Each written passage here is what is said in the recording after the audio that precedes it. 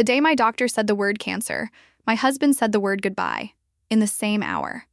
I want you to sit with that for a second. Not because I need your sympathy. I stopped needing that a long time ago.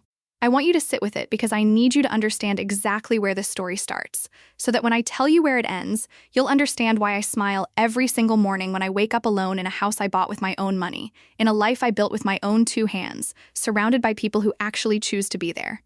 But we'll get to that. First, let me take you back to a Tuesday in October. The kind of Tuesday that looks completely ordinary from the outside. Gray sky, leaves starting to turn, coffee going cold on the kitchen counter. The kind of Tuesday where nothing in the universe gives you any warning that your entire life is about to split in two. The before and the after. I was 47 years old. I had been married for 19 years. And I was about to find out that the 2 people I trusted most in this world, my body and my husband, were both about to let me go at the exact same moment. Welcome back to betrayal. My name is Margaret Hollins, and this is my story. Not a story about revenge. Though there's a moment near the end that still makes me exhale slowly every time I think about it. This is a story about what happens when life takes absolutely everything from you, and what you find out about yourself in the rubble. Grab something warm. Sit down. You're going to want to hear all of this. I need you to understand who I was before October, because who you are before the storm matters when you're trying to explain how you survived it. I grew up in a small town in Ohio. Middletown. Population 30-something thousand. The kind of town where everybody knew your mother's name and your grandmother's casserole recipe. I was the second of 3 girls. My father worked at a steel plant for 31 years. My mother worked at the elementary school as a teacher's aide for even longer. We were not wealthy. We were not struggling. We were the honest middle. The kind of family where the heat was always on and the table was always set and nobody talked about feelings, but everybody showed up. I went to Ohio State, studied communications. Met Daniel Hollins in my junior year at a library study group that neither of us actually needed to attend. He was studying business. He had this way of listening when you talked, this focused, still attention, that made you feel like the most important person in the room. I was 20 years old and I thought that kind of attention was love. I know better now. We got married at 28. Small ceremony. My mother cried. His father gave a toast that was mostly about himself. We bought a 3-bedroom house in a suburb of Columbus with a backyard that had a silver maple tree that dropped leaves every October in the most beautiful, inconvenient way. I used to rake them into piles on Saturday mornings while Daniel drank coffee on the back porch and read the paper. It was not a dramatic life. It was not a grand romance. But it was steady, familiar, mine. I worked in marketing for a mid-size healthcare company, 14 years at the same organization. I was good at my job, reliable. The kind of employee who remembers everyone's birthday and stays late without being asked and never causes problems. Daniel ran a small financial consulting firm with 2 partners. We were comfortable. Not rich, but comfortable. 2 incomes, no children. That was a decision we came to slowly, mutually, over years of conversations that always ended the same way. We liked our life the way it was. We had couple friends.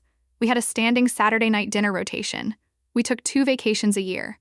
1 beach, 1 city. We fought occasionally about money and almost never about anything else. To everyone looking in from the outside, we were fine. To me, looking back now, I think we had been quietly living as roommates for at least 5 of those 19 years. 2 people sharing space, sharing expenses, sharing a bed, but not really sharing a life anymore. The distance had grown so gradually that I had stopped noticing it. Like the way a room gets darker in the evening. Not all at once, just 1 degree at a time, until suddenly you realize you've been sitting in the dark for a while and you don't know exactly when the light went. But I didn't think about any of that on the October Tuesday when I found the lump. I was in the shower. A Wednesday, actually. I always get the details slightly wrong when I tell this part, because my brain still does not want to fully live in that moment. It was early morning. I was running late. I felt something. Small. Firm. Wrong. I stood completely still under the running water for probably 45 seconds. Then I finished my shower, got dressed, drove to work, and did not tell a single person. I waited 11 days before calling my doctor. I don't know why 11 days. I think part of me believed that if I didn't name it, it couldn't be real. If I just kept making dinner and answering emails and raking leaves on Saturday morning, the small firm wrong thing would simply decide to leave on its own. The human mind is extraordinary in its capacity for avoidance. I had spent 19 years being extremely competent at managing everything. I think some part of me believed I could manage this too, just by ignoring it hard enough. My doctor's name was Patricia Ewan. She had been my physician for 11 years. She had the kind of calm that doesn't feel cold, more like a steady hand on your shoulder. She examined me on a Thursday afternoon, referred me to a specialist that same day. I had a mammogram on Friday, an ultrasound the following Monday, a biopsy 2 days after that, and then a Tuesday. The Tuesday, Dr. Ewan called me herself.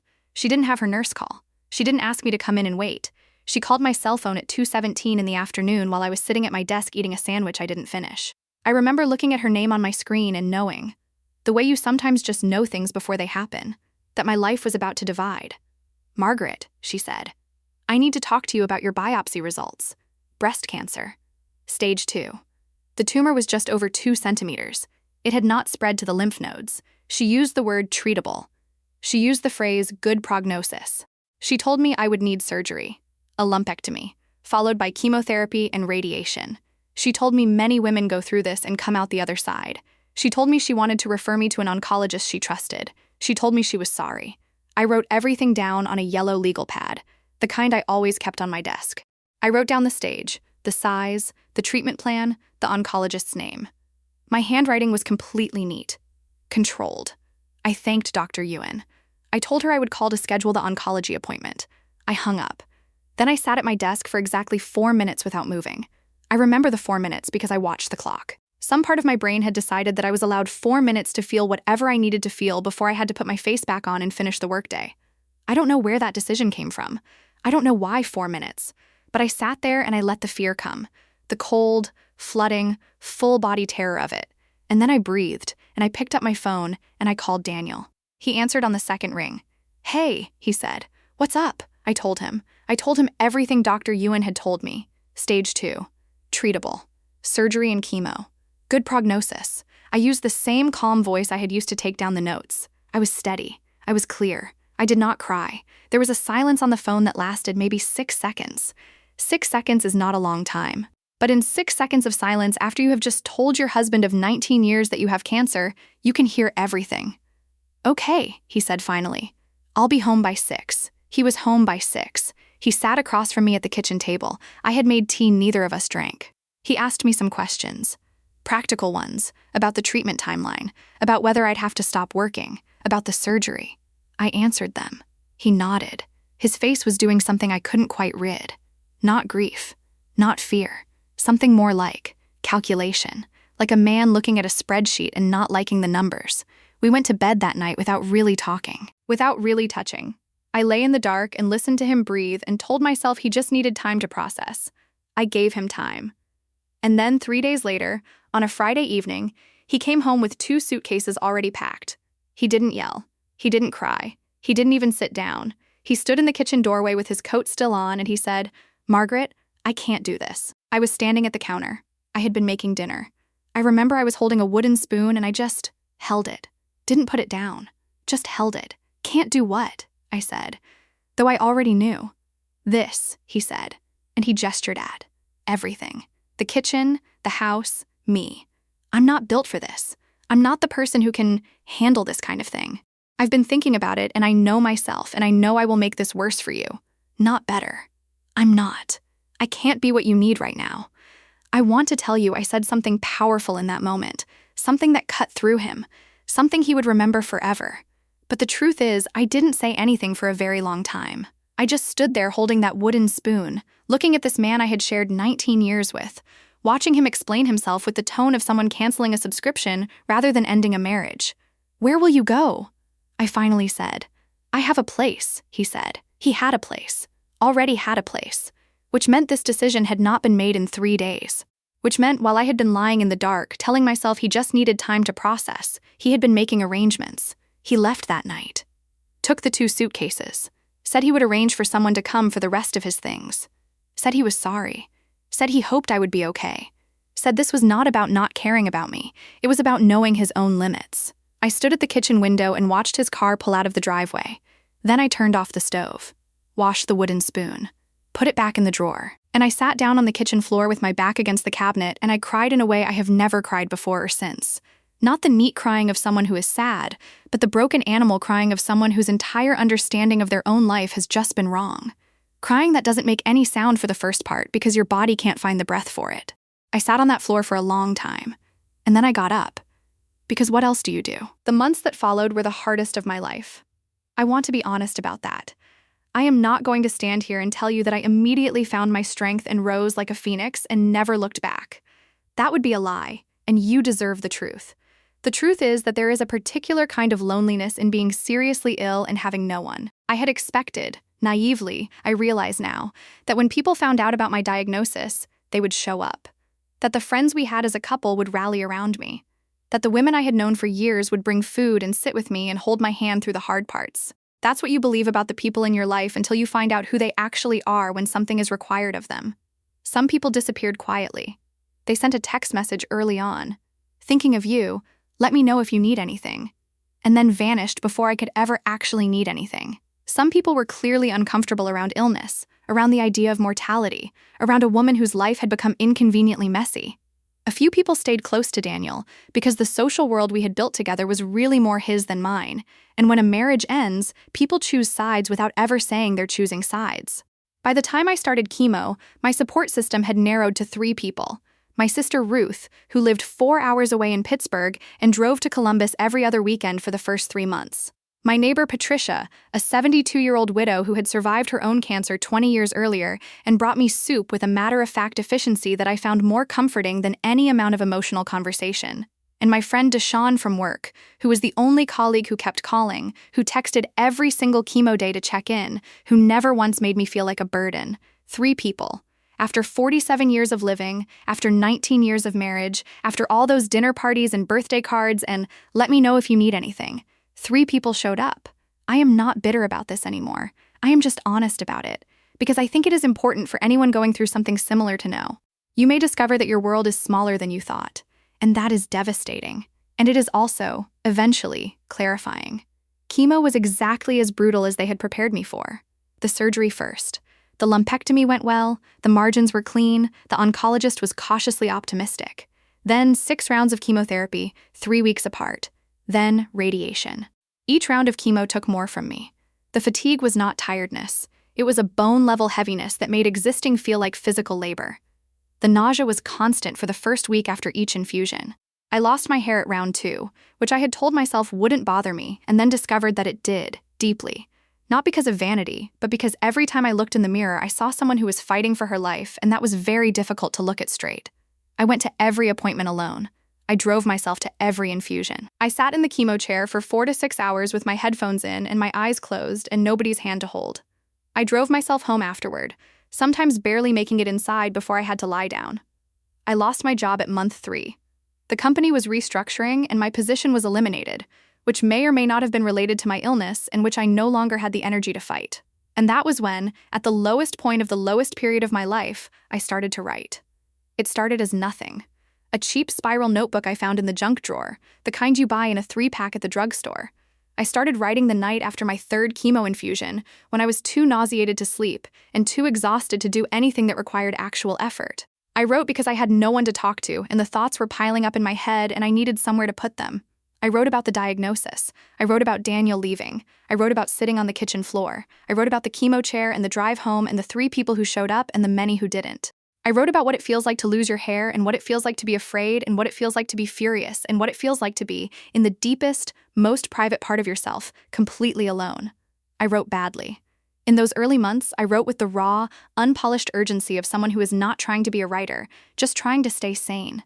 Sentence fragments, messy emotions, contradictions, pages that started angry and ended grateful and then started angry again.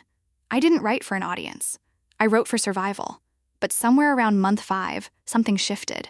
I started writing differently, more carefully, more honestly, even. Which sounds strange because I was already being honest, but there is honest, and then there is the deeper kind of honest where you stop performing even for yourself and you just tell the exact truth of exactly what it was.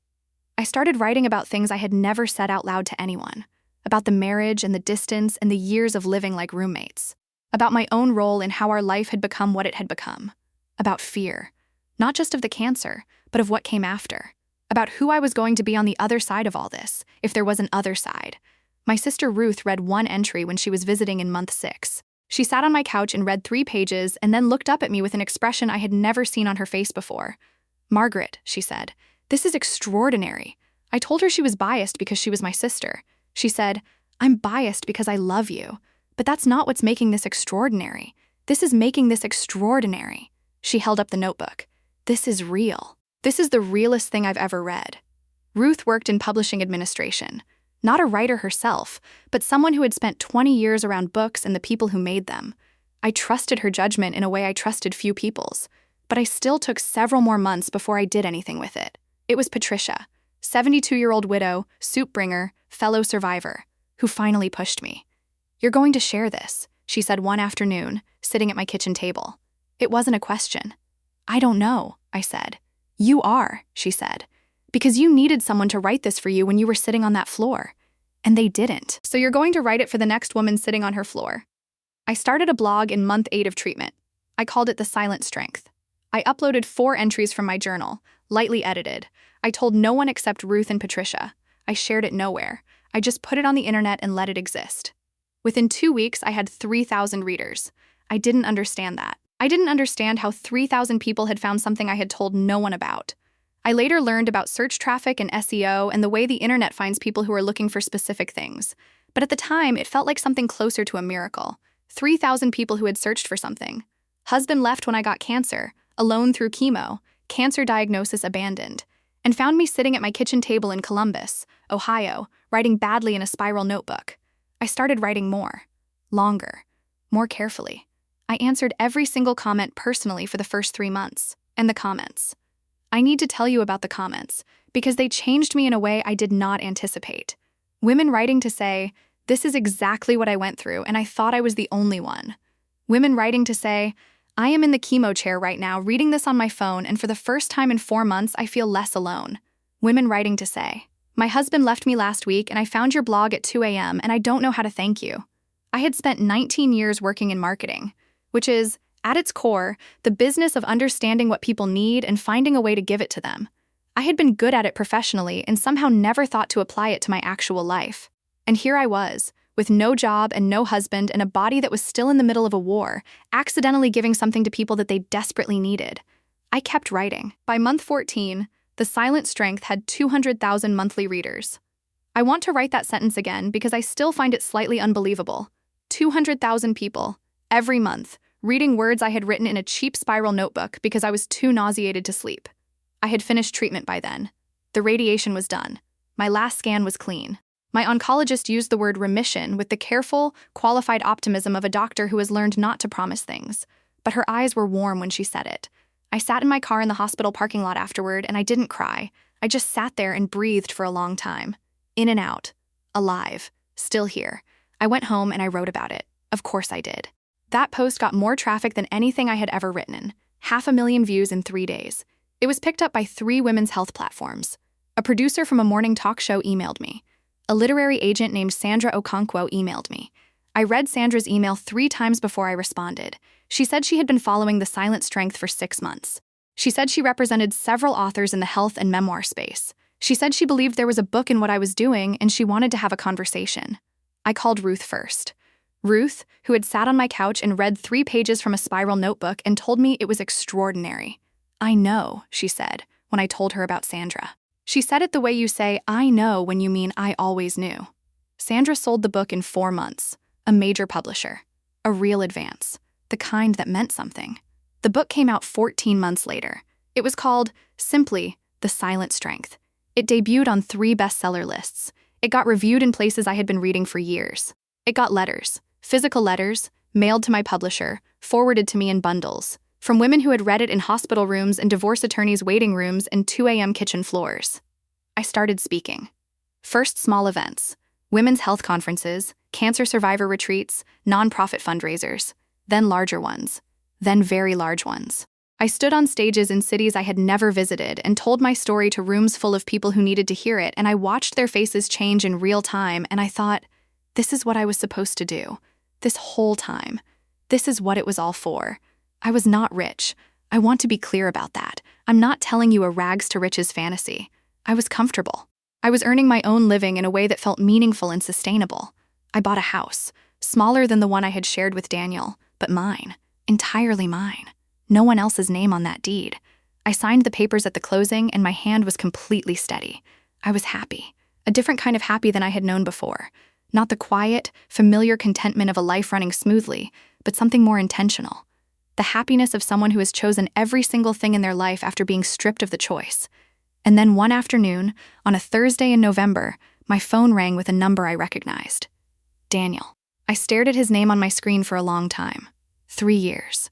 It had been almost exactly 3 years since he had stood in my kitchen doorway with his coat on and 2 packed suitcases and said, "I can't do this." 3 years since I had watched his car back out of the driveway. 3 years since the kitchen floor. I had thought about this call before. Late at night, in the early months, I had imagined it many times. What I would say, what he would say, how it would feel. In those early imaginations, I was sometimes cold, sometimes cruel. Sometimes I said something devastatingly perfect that left him with nothing to say. Sometimes I hung up immediately.